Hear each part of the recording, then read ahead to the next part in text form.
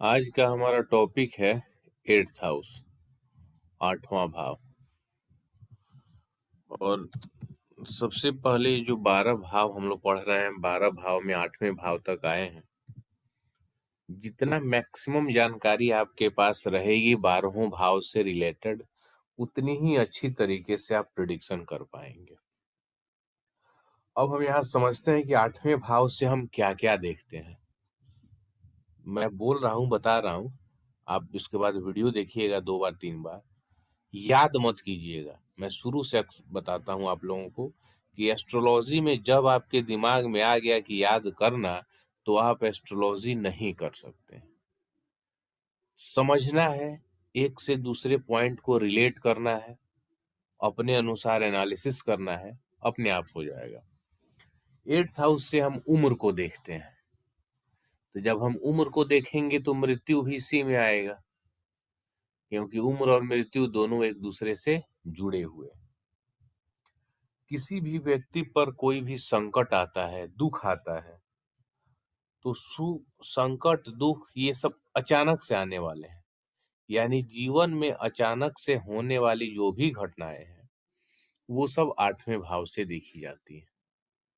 और एक तरह से हम देखें तो कुछ चीजें जैसे प्री प्लान्ड हम सोचे रहते हैं, जैसे मतलब इस टाइम यदि मेरी नौकरी लगी तो इतना मैं पैसे बचाऊंगा, तो 5 साल में मैं गाड़ी खरीद लूंगा, 10 साल में ये घर खरीद लूंगा। तो ये सब चीजें जब होती हैं तो ये अनएक्सपेक्टेड नहीं होती हैं लगभग केसेस में, लेकिन बहुत से केसेस में ये भी अनएक्सपेक्टेड हो जाती हैं। लेकिन कहीं कोई जा रहा है और गाड़ी का एक्सीडेंट हो गया, तो वो अनएक्सपेक्टेड हो गया, अचानक से हो जाता है।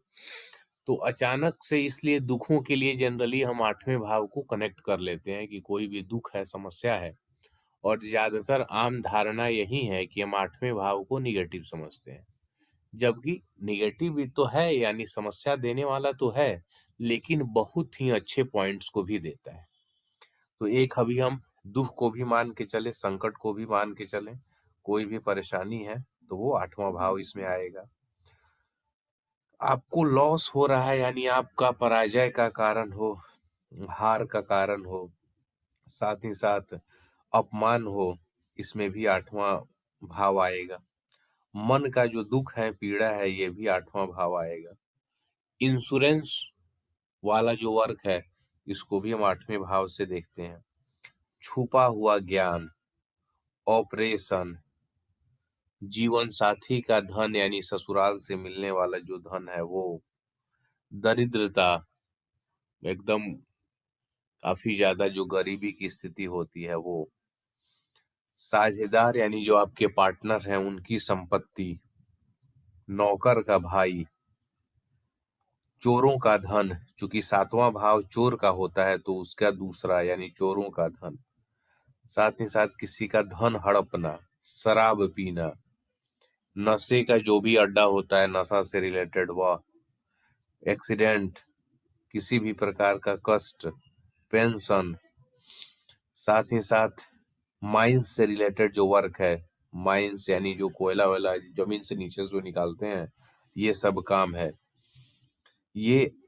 और जब हम लॉटरी और शेयर ये सब देखते हैं, लॉटरी का, शेयर मार्केट का, सट्टा का, स्टॉक मार्केट, ये सब, तो उसमें भी 8वें भाव का रोल है, चूंकि अचानक से ही लाभ और हानि होती है। तो इन सब में हम 8वें भाव को देखते हैं।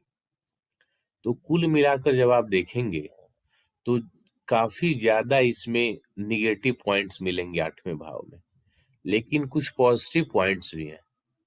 या यूं कहिए कि आप उस बहुत से निगेटिव को पॉजिटिव वे में यूज कर सकते हैं। जैसे 8वां भाव, यदि आप लोगों का, सब लोग अपनी अपनी कुंडली आप देख सकते हैं, ट्राई कर सकते हैं। जब आप एस्ट्रोलॉजी में मुड़े होंगे, जब आपकी इच्छा हुई होगी कि हमें सीखना है, रिसर्च करना है, तो कहीं ना कहीं 8वें भाव का रोल उसमें मिलेगा। क्योंकि 8वां भाव नहीं होता, क्योंकि जो भी लोग आप में से एस्ट्रोलॉजी कर रहे हैं, ये कोई यूनिवर्सिटी का, कॉलेज का ये कोर्स नहीं कर रहे हैं अभी आप मुझसे। जब कॉलेज में एडमिशन लेके किसी यूनिवर्सिटी का ये प्रोग्राम एस्ट्रोलॉजी का होता, उसको आप कर रहे होते, तो उसको हम 9th हाउस से देखते। लेकिन ऐसे जब इस पढ़ाई को आप सीख रहे हैं, बुक से समझ रहे हैं, पढ़ रहे हैं, किसी गुरु से सीख रहे हैं, इनफॉर्मल वे में, यानी बिना एकेडमिक का, स्कूल या कॉलेज में एडमिशन लिए बिना, तो वैसे ज्ञान को, वैसे रिसर्च को हम 8th हाउस से ही देखते हैं। और एस्ट्रोलॉजी ऐसा प्रोफेशन है कि इसमें एक थंब रूल नहीं है। Thumb rule in the sense ऐसा कि एक कुंडली मैं आपको कोई दिखा दूंगा तो वैसा ही आप आंख मूंद लिए, जैसे A+B का होल स्क्वायर फॉर्मूला होता है, अब जितना है फॉर्मेट वो पूरा बनाते चल जाएंगे, वैसा नहीं होगा। सेम 10 IS है, उनकी कुंडली आप जब एनालाइज करेंगे अलग अलग प्रकार से करना होगा। तो यहाँ इस सेंस में मैं कह रहा हूँ कि थंब रूल नहीं है, क्योंकि जब तक आप दिमाग नहीं लगाएंगे, आपका जब तक रिसर्च वर्क नहीं होगा, तब तक आप अच्छे से एस्ट्रोलॉजी नहीं कर सकते हैं। यानी अपनी समझ को विकसित करना होगा, आपको इसमें डूबना पड़ेगा। इंश्योरेंस का जो धन कहा जाता है, बीमा का धन, ये जैसे ही परिवार में कोई मरता है और उनके नाम पर इंश्योरेंस होता है, तो उसकी संपत्ति मिलती है जो उनके नॉमिनी होते हैं। तो एक तरफ दुख आया, दुखों का पहाड़, ये आदमी, उनके परिवार के जो भी है, माता पिता जो भी है, उनकी मृत्यु हुई, तो धन मिला, यानी अचानक से आया। अचानक वाली ही घटना है, क्योंकि जो भी लोग इंश्योरेंस कराते हैं जनरली सबका तो होता ही है कि हम जो अपनी उम्र है पूरा करेंगे, पूरा इन द सेंस कि 70, 75, 80 जो भी जैसे भी है, लेकिन बीच में अकाल मृत्यु होती है, 30 साल, 35 साल, 40 साल की उम्र में भी आदमी मर जाते हैं, तो उनके परिवार के लोगों को उनकी इंश्योरेंस की जो रकम होती है वो मिलती है। तो ये 8th हाउस एक तरह से आप देखें तो समस्याओं का भी है, लेकिन वहीं यदि कोई परिवार का मर गया और यदि वो पैसा ना मिला उनके लिए, तो समस्या तो और बढ़ जाएगी, और प्रॉब्लमेटिक सिचुएशन हो जाएगा। तो मर जाना तो दुख वाला तो 8वां का है ही, लेकिन मरने के बाद पैसा का ना मिलना वो समस्या है, लेकिन इंश्योरेंस का जो पैसा मिला वो भी 8वां ही भाव है, तो ये भी यहाँ पर एक तरह से पॉजिटिव रिजल्ट आपको दिखा। उसके बाद किसी को भी माइंस से रिलेटेड जो भी जमीन से जुड़े हुए खनन वाले काम है करना हुआ, तो भी इसमें 8वां भाव आएगा। जो डॉक्टर हैं, खासकर सर्जन, उनका भी 8वां भाव है, इस 8th हाउस से ही आपको दिखेगा। कोई भी इंश्योरेंस एजेंट है, तो इस इंश्योरेंस एजेंट का भी वर्क 8th हाउस ही है, यानी 8वें से ही हमको देखना है।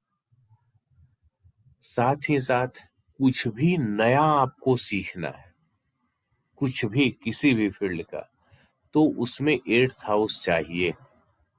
क्योंकि जब सीखना 2 प्रकार का होता है, एक सीधा कॉपी कर लेना, वो अलग बात हो गई, लेकिन अपना कॉन्सेप्ट बिल्डअप करना, उसके लिए आपको 8th हाउस चाहिए। जैसे सिंपली समझिए कि कोई भी क्रिएटिव वर्क है, जैसे आप पेंटिंग सीखने जाते हैं, डिजाइनिंग सीखते हैं, कुछ भी, ड्राइंग सीखते हैं, ये सब 5th हाउस से ही रिलेटेड है, क्रिएटिविटी। लेकिन वही क्रिएटिविटी जिसमें 8th हाउस जिसका ऐड हो जाता है, तो आप देखेंगे कि उस आदमी का, उस जातक का, उस बच्चे का बाकियों के तुलना में अलग होगा। जैसे एज ए टीचर आपको 10 कॉपी ड्राइंग की मिले 10 स्टूडेंट्स की, और उनको दिया गया है कि सिंपल मैंगो का फोटो बनाना है, ड्राइंग करना है, तो सबने तो आम का ही बनाया होगा, लेकिन उसमें 1 या 2 ऐसे आपको ड्राइंग दिखेंगे जो ऐसे ही 10 में से आपका नजर उस तरफ खींच लेंगे, एक अट्रैक्शन आ जाएगा। क्यों? कहीं ना कहीं उसका 8th हाउस वहां पे एक्टिव है, 5वें के साथ में।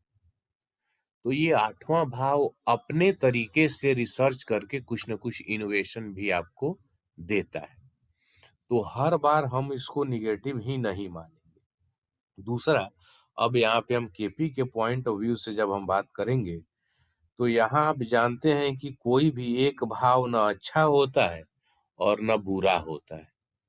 जो हाउसेस के कॉम्बिनेशन होते हैं, वो कॉम्बिनेशन डिपेंड करते हैं कार्यों के आधार पे। यहाँ तक में कुछ पूछना है? नहीं सर। नहीं सर। नहीं सर। तो आगे बढ़ते हैं। हाउसेस के जो कॉम्बिनेशन होते हैं वही निगेटिव या पॉजिटिव होते हैं कार्यों के आधार पे, तो ये बात भी हमें ध्यान रखना है। अब हम अपने अगले पॉइंट पर बढ़ते हैं, 8th हाउस से ही है।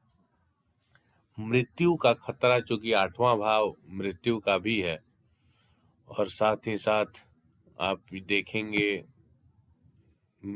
मारक और बाधक जो आप लोग जानते हैं, जहां तक मेरा नॉलेज है और मैं उस बारे में जानता हूं, तो उसके अकॉर्डिंग तो यही जानकारी है कि मारक और बाधक यानी जो दूसरे और 7वें भाव होते हैं, ये जब उम्र पूरा हो गया तब ही मारक और बाधक की भूमिका निभाते हैं।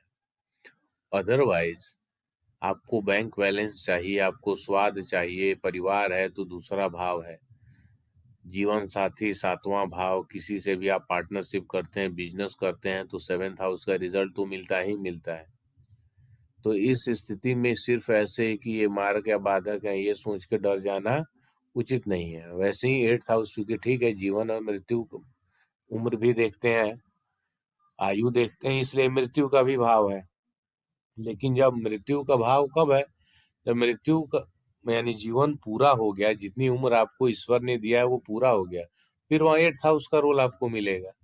लेकिन उससे पहले तक तो बहुत सारे इसके रिजल्ट मिलते हैं। तो इसी में एक जनरली जैसे ट्रेडिशनल पंडित जी लोग जो कुंडली बनाते हैं, आप लोगों ने कहीं देखा होगा, तो वहां पे हर एक लग्न के हिसाब से एक वो लिख देते हैं कि इतने उम्र, इतने बरस की उम्र में प्रॉब्लम है, जिसको हम सामान्य भाषा में हमारे तरफ, जैसे कोई लोग कुंडली लेके आते हैं तो ये बोलते हैं कि पंडित जी ने बोला है कि 10 साल की उम्र पर एक ग्रह है, तो 20 साल की उम्र पर एक ग्रह है, तो 25 साल की उम्र पर ग्रह है। एक ग्रह होने से मतलब कि एक खतरा है, कोई समस्या है, ये पूजा कराना होगा, ऐसा। तो चूंकि वो लग्न के आधार पे ही लिखा होता है और वो वास्तविक नहीं होता है, लग्न का प्रेडिक्शन है। लेकिन यहाँ हम पढ़ रहे हैं पार्टिकुलर जातक का पूरा जो फलादेश होगा वो सबलॉर्ड लेवल तक जाएगा, यानी नक्षत्र और उप नक्षत्र स्तर तक। तो यहाँ हम जिस भी भाव का विश्लेषण करते हैं उसके सबलॉर्ड के अकॉर्डिंग करते हैं। तब 8वें भाव का जो सबलॉर्ड है, जैसे इस प्रेजेंट कुंडली में आप देखेंगे तो 8वें का सबलॉर्ड आपको शनि मिलेगा। तो यदि 8वें का सबलॉर्ड अग्नि तत्व राशि में होता है तो जातक को आग से भय होता है। अग्नि तत्व राशि कौन कौन सी होती है? 1, 5 और 9। 1, 5, 9। अब इसको हम सामान्य भाषा में जब आपसे कहें तो ये समझिए कि वह सिचुएशन आपके लिए प्रॉब्लमेटिक होता है, आपके लिए प्रॉब्लम क्रिएट कर सकता है आग के द्वारा, या किसी भी प्रकार की आपको नुकसान पहुंचा सकता है। 8वें का सबलॉर्ड जल तत्व राशि में हो तो उस जल के कारण आपको प्रॉब्लम हो सकता है। अब जल के कारण पहले क्या था, जैसे मान लीजिए कहीं गांवों में ऐसी जगह पे कोई जातक है जहां उसका घर है, उसके बगल में नदी है, तालाब है, नहर है, तो जैसे हमने देखा तो देख के कहा कि हाँ बच्चा कहीं जल में डूब सकता है, जल से भय है, बाधा है। लेकिन अब वही नियम सभी जगह तो अप्लाई नहीं होगा। तो जल तत्व से ये भी मतलब है कि जैसे एलर्जी का सिचुएशन है, जो छींक आने वाली बातें हैं, या पानी आपका सही ना मिले, या अगर कहीं आपको ट्रैवलिंग का आपका काम है तो जगह जगह का आप पानी पिएंगे तो उससे भी आपको सर्दी वगैरह ये सब चीजें, यानी पानी के कारण परेशानी वाली स्थिति हो जाएगी। जैसे ये प्रेजेंट कुंडली में आप देखें तो 8वें का सबलॉर्ड शनि 8 नंबर राशि में है। 8 नंबर राशि डिस्पोजल वाले जल को बताता है। तो डिस्पोजल वाले जल से आप ऐसे भी समझ सकते हैं कि कहीं इनके घर में जो पानी, जो टॉयलेट का या जो बाहर जाता है, इनके घर का नाली वगैरह का ये पानी, इस कारण भी प्रॉब्लम हो सकती है। या ऐसा भी हम कहें तो इनको पेशाब से यूरिनल इन्फेक्शन, इससे रिलेटेड भी प्रॉब्लम इनके साथ हो सकता है।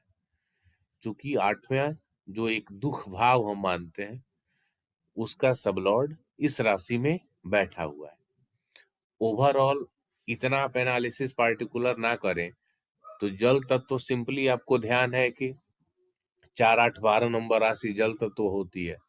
तो जब 8वें का सब लॉर्ड जल तत्व में जाएगा तो जल के कारण कोई ना कोई वहां पे पानी का आपको रोल मिले, उस कारण समस्या हो सकती है।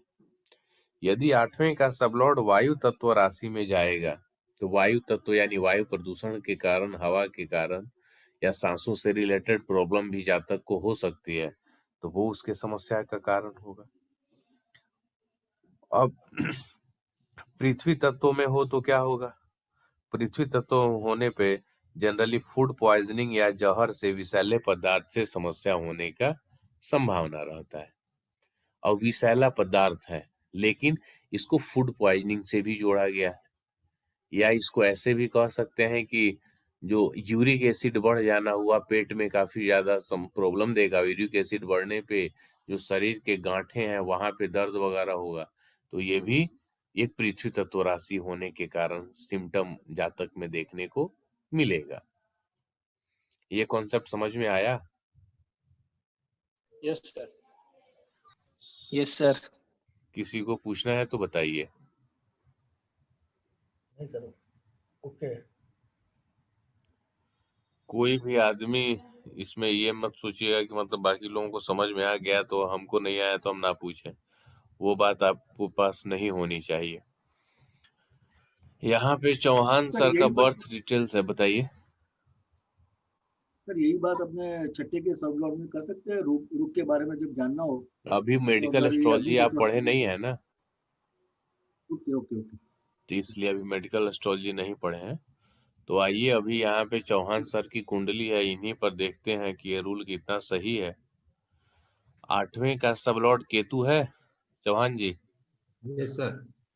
तो आइए देखते हैं केतु किस राशि में है। 1 नंबर राशि में है, अग्नि तत्व में। बताइए, फायर एलिमेंट के कारण कोई प्रॉब्लम वाले सिचुएशन रही हो पास्ट में, या ऐसा कभी हुआ हो?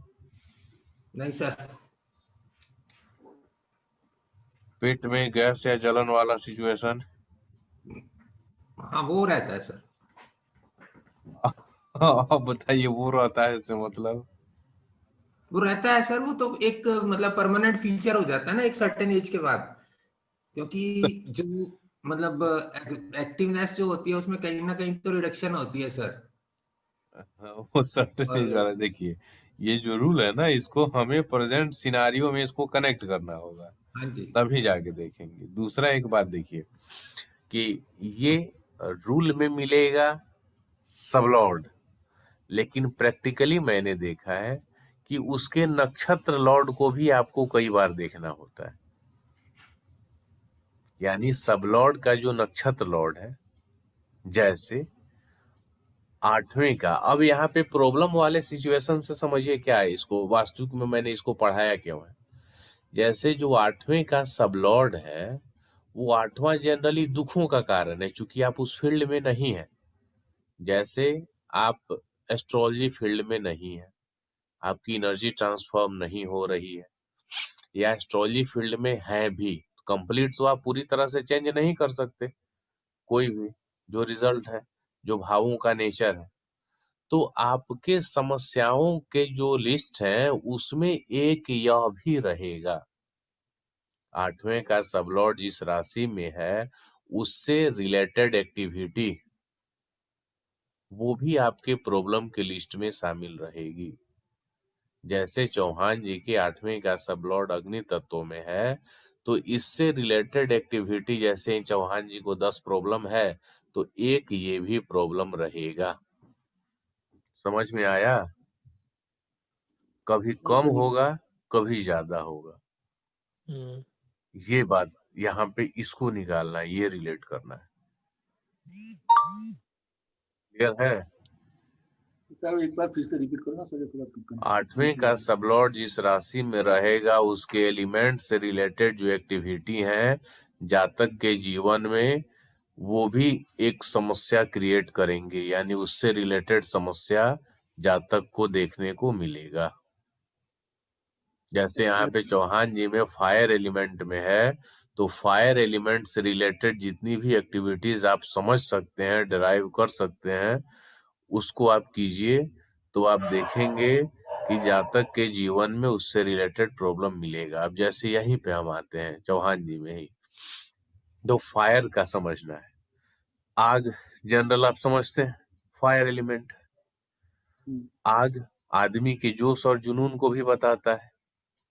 तो कई बार ये भी हो सकता है कि अपने जोश और जुनून के कारण जातक को समस्या हो। Fire element cash and liquidity को भी बताता है, तो कैश एंड लिक्विडिटी भी जातक के लिए प्रॉब्लम हो।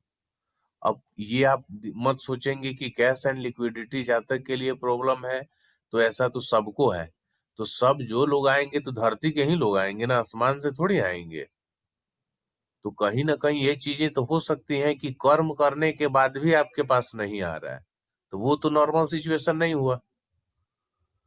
जैसे चौहान जी 20 घंटा, 18 घंटा, 16 घंटा काम कर रहे हैं और वो कर्म इनका रिजल्ट में परिवर्तित नहीं हो रहा है, तो ये तो नॉर्मल सिचुएशन नहीं है ना। ये तो प्रॉब्लमेटिक सिचुएशन है कि काम करने के बाद भी पैसा नहीं आना, अच्छा करने के बाद भी पैसा नहीं आना, तो ये भी एक प्रॉब्लम हो गया। समझ रहे हैं? जी सर। शरीर में एसिड का बनना, ये भी फायर एलिमेंट में आएगा। तो यदि जो भी यूरिक एसिड से रिलेटेड या पेट में एक जलन वाली स्थिति है, तो ये भी आपका इसमें आएगा। गर्म मिजाज फायर एलिमेंट का है, यानी गुस्सा होना, तो ये भी आपका इसमें आएगा। यानी हर एक एलिमेंट से रिलेटेड जितना आप समझ सकते हैं मैक्सिमम, उससे रिलेटेड जो एक्टिविटी है वो जातक के जीवन में एक परेशानी का, एक प्रॉब्लम का रोल अदा करेगा। क्लियर हुआ? जी सर। इसमें सर एक चीज और भी जोड़ सकते हैं, जैसे आपने हाँ बताया कि केतु जो है, केतु हमारा क्योंकि फोर्थ हाउस में है, तो फोर्थ हाउस जो है ये हमारा मतलब चेस्ट वाला एरिया आ गया, चेस्ट और हाँ डायफ्राम जो भी है हमारा। तो हाँ एसिडिटी से बर्निंग सेंसेशन वगैरह जो हाँ होती है, हाँ। तो वो भी मतलब बर्निंग सेंसेशन अब जो है बर्निंग दैट वाला, इज अब पार्ट ऑफ बर्न फायर। हाँ, बर्निंग सेंसेशन फायर है। यस। समझ रहे हैं? ये मतलब मतलब पढ़ाने के पीछे मोटिव ये है ना कि जैसे आपके पास बहुत से लोग आएंगे कि देखिए ना, इस समस्या से हम काफी समय से परेशान हैं, 5 साल या 10 साल या शुरू से है, रेगुलर है। तो यहाँ पे एट्थ का सबलॉर्ड बताएगा कि हाँ, ये चूंकि इनके जीवन से जुड़ा हुआ है, तो ये चीज इनको ज्यादा परेशान करेगी। तो इसलिए वैसे सिचुएशन में आपको प्रिकॉशंस या रेमेडी है और ध्यान पूर्वक डिजाइन करना होगा। या जैसे अभी चौहान जी आपके केस में यदि मान लीजिए बीमारी है, सीने पर जलन वाली ये सिचुएशन है, तो इसको आप नॉर्मल वे में नहीं लेंगे। जो प्रिकॉशंस डॉक्टर के द्वारा सब्सक्राइब आपके लिए प्रिस्क्राइब होते हैं, साथ ही साथ जो आपको दवा लेना है या जो करना है, उसको आप एकदम पूरी तरह से अटेंटिवली करना होगा, नहीं तो आपको यह परेशान करेगा। Yes sir. समझ में आया? अभी राइट हम सर। संजय जी की भी कुंडली से दिखा देते हैं, क्योंकि आप इन लोगों की कुंडली से जब तक नहीं होगा तब तक तो फिर तो ये हो जाएगा कि कथा कही जा रही है, हम कथा सुनाते रामचंद्र की नहीं। और जो नए कॉन्सेप्ट होते हैं थोड़ा सा समस्या तो आता है समझने में, लेकिन वीडियो को 1-2 बार देखिएगा, 3 बार देखिएगा, नहीं तो फिर सिर्फ पुरानी रटी रटाई जो बातें चल रही हैं उसको देख के क्या मिलेगा। आइए देखते हैं। यही आपका टाइम सही है संजय जी? जी सर, बिल्कुल सही है। अब आपका रेक्टिफिकेशन हुआ था कि नहीं, चाहिए देखते हैं। 8वें का सबलॉर्ड आपका मर्क्यूरी है। मर्क्यूरी आपका देखिए किस राशि में है? मीन राशि में। मीन राशि 12 नंबर राशि है, जल तत्व की राशि है। ठीक है। यदि जल से रिलेटेड प्रॉब्लम, सबसे पहले सिंपल जल हम समझ लें, पानी। यदि घर में पानी लीक होने की समस्या है, वाटर का लीकेज का प्रॉब्लम है, या आप अब तक जहां रहे उन घरों में मैक्सिमम वाली सिचुएशन आप मिला लें, वो प्रॉब्लम हो सकती है। या ये भी आपके साथ सिचुएशन यदि है कि आप कहीं जाते हैं, 2-3 जगह का पानी आपका हो गया, फिर आपको प्रॉब्लम हो गई, ये भी सिचुएशन हो गया। वाटर एलिमेंट है, इमोशनल हो जाना, भावनाओं में बह के हानि उठा लेना, ये सिचुएशन यदि है तो फिर इसको भी आप जोड़ लें। वाटर एलिमेंट होने पे जातक का शरीर थोड़ा मोटा होता है, फैलने लगता है, यदि ये सिचुएशन है तो इसको भी आप जोड़ लें, ऐड कर लें। संजय जी, सही है सर। तो बताइए इसमें क्या मिला नहीं मिला, तब ना पता चलेगा। सर वाटर पानी का लीकेज का एक सही है। है। इमोशनल ज्यादा हो तो कभी वो हिसाब से भी काफी मेरा इश्यू होता है। और हाँ जो आपने बोला कि शरीर भी बड़ा हुआ है तो वो भी सही है, 3 चीज तो बिल्कुल सही है। हाँ, तो ये समझ में आ रहा है ना। अब एस्ट्रोलॉजी आप ये मत सोचिएगा कि हमने अब जो पॉइंटली का फायर मैंने अब आगे इसी को समझना, तब ऐसे थोड़ी होगा। एक्टिविटी को समझना है। आप में से और किसी की कुंडली पे देखना है, सर बोलना है तो इसमें बताइए। इसमें भी एक चीज ऐड कर सकते हैं ना, आपने जैसे फायर में बताया कैश एंड लिक्विडिटी है, तो इसमें वाटर एलिमेंट है तो उसमें अपॉर्चुनिटी हो जाएगा। हाँ अपॉर्चुनिटी हो जाएगा ना, वो भी एक हाँ इश्यू है। हाँ, हो जाएगा। सर एक चीज पूछनी थी। हाँ पूछिए। इसमें जैसे हम इस चीज को ऐसे भी इंटरप्रेट कर सकते हैं कि इनके घर में जो सीलन है, हम्म। वो सीलन आ रही है सर। बहुत है सर, बहुत है। वो सीलन से इनको, क्योंकि मरकरी है, सीलन से इनको मतलब जैसे अस्थमेटिक प्रॉब्लम कह लीजिए, या थोड़ा ब्रीदिंग प्रॉब्लम कह लीजिए, या स्किन प्रॉब्लम कह लीजिए, वो भी होने के चांसेस हो जाते हैं ज्यादा। मर्क्यूरी है, वो 8th काइन का सबलॉर्ड है ही, तो वो आएगा तो प्रॉब्लम को बढ़ाते जाएगा। हाँ, सिंपल सी तो बात है। सर सीलन ठीक करवा के रखो ना अपने घर की। जो भी सर इससे अभी रिलेटेड प्रॉब्लम है, इसको प्रॉपर अटेंशन देना होगा। हाँ, क्योंकि क्या रेस्पिरेटरी सिस्टम में दिक्कत कर देगा ना, नहीं तो फिर ये। वो वाटर एलिमेंट है तो आ ही गया। हम्म। जब तक प्रॉपर इस पे ध्यान नहीं देंगे तब तक नहीं हो पाएगा। और ये इनके साथ चूंकि 8th हाउस का है तो इसलिए जुड़ा रहेगा। ठीक है। और जी किसी की कुंडली में देखना है तो बताइए, जिनको बोलना है बेहिचक बताइए, शर्म करने का ये हेजिटेशन नहीं होनी चाहिए। विजय पांडे जी, समझ में आ रहा है?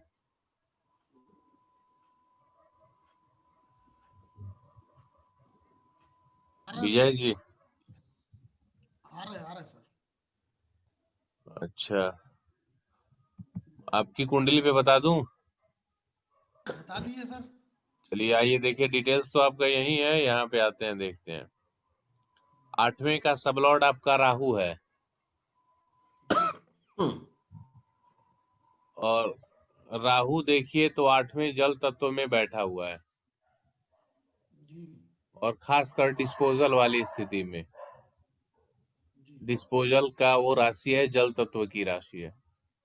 तो जो मैंने संजय जी में बताया है, वाटर एलिमेंट का जो था, भावनात्मक होना, इमोशनल हो जाना, पानी के लीकेज, ये सब समस्या, और आपका चूंकि 8 नंबर डिस्पोजल वाला है, तो आपके यहाँ यदि पानी लीकेज होता होगा तो वही टॉयलेट वाला नाली वाली के पास का, यानी जो यूज्ड वाटर हो गया वहां से लीकेज वाली जो समस्या होती है वो हो सकती है। हाँ हेलो, हाँ सर। आवाज आ रही है? हेलो। हाँ सर, आ रही है, आ रही है। आ रही ना सर। विजय जी, आपकी आवाज बहुत धीमे आ रही है। तो ये वाटर एलिमेंट से रिलेटेड प्रॉब्लम आपको कभी रहा है? वात का प्रॉब्लम है सर, मेरे को वात का। आवाज आपकी क्या, वो आते यानी दर्द होता है शरीर में? हाँ मतलब अर्थराइटिस। अर्थराइटिस का? नहीं नहीं, ठीक है, वो प्रॉब्लम और आगे मिलेगा। हमको सिर्फ इस अच्छा। वाटर एलिमेंट वाले एक्टिविटी पे भी आना है। वाटर हाँ एलिमेंट का हाँ जैसे हमने संजय जी पे जो बताया था कि जैसे इमोशनल हाँ होने के कारण भी हानि हो जाना, हाँ, आप वो तो इमोशनल हो गए। 100% है सर। वो 100% है। इमोशनल वाला प्रॉब्लम 100% है वो। हाँ, तो यही मतलब वाटर एलिमेंट से रिलेटेड एक्टिविटीज पे हम जा रहे हैं। तो इमोशनल में इसमें ज्यादा आप, नुकसान खाता हूँ मैं। तो इसमें आपको सुधार करने की आवश्यकता है। जी जी समझ रहे हैं? और जी। साथ ही साथ ये भी आप देख सकते हैं यहीं से कि 8वें नंबर राशि जो है वो वाटर एलिमेंट का, खासकर डिस्पोजल वाली स्थिति। तो टॉयलेट वगैरह में कुछ आप ऐसा ना करें, वास्तु दोष क्रिएट ना करें, नहीं तो और आपको प्रॉब्लम हो सकती है। हम्म। क्लियर है? हाँ सर। चलिए, तो और किसी पे चेक करना है या फिर हम लोग आगे बढ़े? टॉयलेट मतलब वास्तु दोष मतलब कैसे बोले सर, समझ नहीं आया। मतलब टॉयलेट जो आपका है 8 नंबर हाँ जो हाँ राशि है, ये डिस्पोजल वाली एक्टिविटी टॉयलेट को बताती है। जी हाँ तो टॉयलेट में तोड़ फोड़ हो गया या किसी भी प्रकार की चेंजिंग आप बिना अपने कुंडली के अकॉर्डिंग करेंगे तो वो भी आपके लिए प्रॉब्लम बढ़ाएगा। जी जी। समझ में आया? जैसे जनरली होता है ना कि ये लोग 8 टॉयलेट, नंबर दिशा कौन सी आती है सर? अब दिशा छोड़िए, पहले आप सिर्फ एक्टिविटी को समझिए। आप दिशा पे चल जाए, किसी ठीक भी दिशा में ठीक होगा, है सर। टॉयलेट है ना, किसी भी दिशा में हो, हाँ हाँ टॉयलेट है हम्म, तो उसका छेड़छाड़, कुछ भी उसमें तोड़ हम्म, फोड़ आपके लिए प्रॉब्लम हम्म, क्रिएट करेगा, ये अच्छा समझिए। सर जी जी। इसमें हम सिर्फ ये मतलब सब लॉर्ड के उसी को देखेंगे बस, बाकी क्योंकि इनके 8वें घर में जैसे केतु और चंद्रमा भी है। नहीं, उसका इसमें नहीं, अभी जो हमने पढ़ा है, हमने क्या पढ़ा है, 8वें के सबलॉर्ड का राशि से, हाँ जी तो सिर्फ ये कॉन्सेप्ट सबका क्लियर होना चाहिए, इसलिए जी हमने आप 3 लोगों की कुंडली पे भी दिखाया कि राइट। इससे क्लियर हो। तो चलिए अब हम अगले अपने पॉइंट की तरफ बढ़ते हैं। पांडुरंग जी समझ में आ रहा है? यस सर, समझ में आ रहा है। मेरा भी कुंडली निकालेंगे सर? तो आपका भी देख ले। चलिए आइए देखते हैं इसमें है कि नहीं। आइए, आ गया, आपका भी है।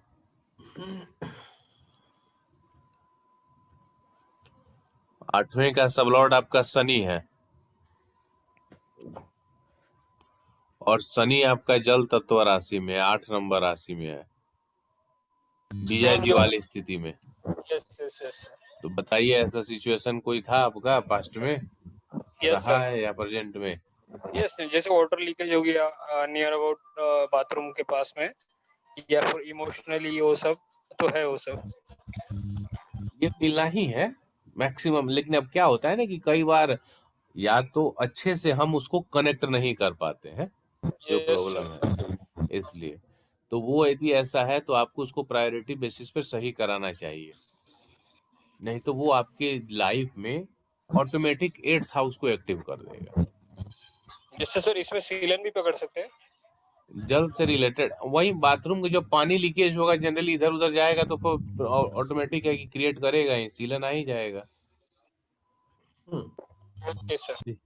वाटर एलिमेंट है ना, तो आ हाँ ही सर। जाएगा, इसलिए इसको सही करा के रखें। चलिए अब हम अगले पॉइंट पे इसमें बढ़ते हैं। हमारा जो अगला पॉइंट है वो ये 8th हाउस से रिलेटेड, यदि 8वें का सबलॉर्ड मून हो, 8 CSL क्या होना चाहिए?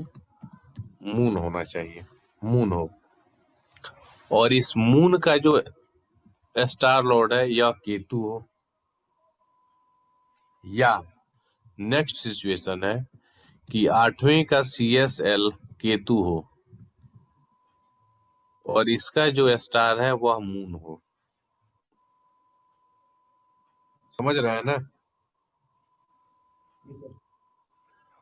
और ये इनका संबंध यदि बन रहा हो 7 और 11 से, ध्यान से समझिएगा फिर से, 8वें का कस्पल सबलॉर्ड चंद्र हो और उसका नक्षत्र केतु हो, या 8वें का सबलॉर्ड केतु हो और उसका नक्षत्र चंद्र हो, तो जो सबलॉर्ड बना रहेगा, यानी यहाँ पे जो मून बना हुआ है, यदि ये मून 7-11 को बताता हो या यहाँ पे केतु 7-11 को बताता हो, तो इस स्थिति में जातक का अपने से कम उम्र के अपोजिट सेक्स के प्रति अट्रैक्शन होता है। अपने से कम उम्र के अपोजिट सेक्स में, यानी लड़का है तो लड़की कम उम्र का, लड़की है तो लड़का कम उम्र का, उसमें उसका अट्रैक्शन मिलेगा। क्लियर है? जी सर। कुछ पूछना है तो बताइए।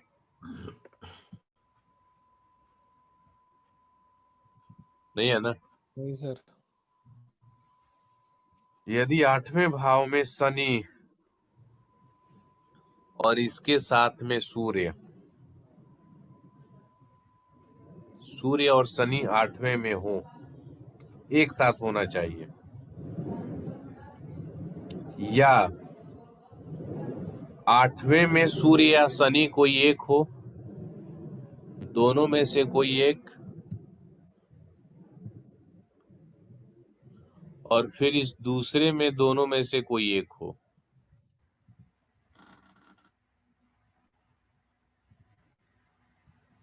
तो उस स्थिति में जातक का जो सेक्सुअल रिलेशन होता है, सेक्सुअल लाइफ जो होती है, वो लगभग अच्छी नहीं होती है। बहुत से केसेस में आपको मिल जाएगा। अब अच्छी नहीं होने के पीछे रीजन ये भी हो सकता है कि कहीं वो ज्यादा स्पिरिचुअल माइंड भी हो जाता है, इस कारण उस वह रुचि यानी इंटरेस्ट नहीं लेता है। 8th हाउस में सूर्य और शनि का एक साथ होना पहला रूल है, या 8वें में सूर्य और शनि में से कोई एक हो, और फिर दूसरे में भी इनमें से ही कोई एक हो। तो वैसी स्थिति में क्लियर है? जी सर। चलिए आगे बढ़ते हैं। सर ये राशि चार्ट में ही देखना है ना, भाव चलित में नहीं देखना है ना पोजीशन? नहीं, बैठा हुआ है तो भाव चार्ट से ही हम देखेंगे, भाव ठीक है चलित से ही देखेंगे, पोजीशन की बात है। ठीक है, जब भी सबलॉर्ड की हम बात करें कि सबलॉर्ड बैठा है तो वो भाव चलित में ही बैठने की पोजीशन देखना है। ठीक है, ये बात को ध्यान रखिएगा, इसमें कुछ भी कंफ्यूजन नहीं होना चाहिए। क्लियर? हेलो, जी सर। किसी को कुछ पूछना है? नहीं सर। 8वां भाव जैसा कि हमने पीछे पढ़ा था, ये 7वें से दूसरा है, तो इस कारण आपके जो बिजनेस पार्टनर है या जो लाइफ पार्टनर है, उनके धन की स्थिति को भी बताता है। यानी 8वें का जो कस्पल सबलॉर्ड है, ये प्रश्न कुंडली पे आप चेक कीजिएगा, यदि वो 2, 6, 11 को बताता हो तो आप समझेंगे कि जिसके साथ आप करने जा रहे हैं बिजनेस पार्टनरशिप में, तो उस आदमी के पास अच्छा खासा पैसा अमाउंट में है। तो क्लियर है ना? हेलो, जी सर, क्लियर है ये। जैसे मतलब आपको किसी के साथ पार्टनरशिप बिजनेस करना है, और उस स्थिति में जो भी आपका प्रोजेक्ट है जिस हिसाब से, और जिसको आप पार्टनर रख रहे हैं, तो कहीं ऐसा आपके मन में आ जाए क्वेश्चन कि यदि मतलब पैसा और ज्यादा लगे और कहीं सामने वाले के पास पैसा ना हो, क्योंकि जो पैसा वह लगा रहा है वह अपना सेविंग ही लगाता है ना कोई भी। जी। तो जब जैसे हमारे सेविंग्स को हम दूसरे भाव से देखते हैं, सेकंड हाउस से, तो इस स्थिति में एक मिनट, तो इस स्थिति में चूंकि सेकंड हाउस से जब हम देखते हैं, तो जब 7वां हमारा पार्टनर हुआ, ये मेरा स्क्रीन दिख रहा है ना आप लोगों को? सर एक कुंडली कट गई स्क्रीन। कुंडली अब दिख रही है? अब दिख रही है। हाँ, तो जो ये 7वां भाव होगा, ये आपका पार्टनर है, तो यहाँ से दूसरा 8th हाउस होगा ना, तो दूसरा 8th हाउस हुआ तो वो उसका सेविंग हुआ, यानी उसके द्वारा बचाए गए पैसे का हुआ। तो जब बचाए गए पैसे का है, वही तो वो लगाएगा। तो इसी को प्रश्न कुंडली में देखना है। स्वयं ही प्रश्न कुंडली बना लीजिए और वहां उसमें 8th हाउस के सब लॉर्ड को चेक कर लीजिए। उससे पूछने की भी आवश्यकता नहीं है कि अरे तुम्हारे पास पैसे हैं कि नहीं है। सही क्लियर है? जी। एक बार आप सभी लोग बता दीजिए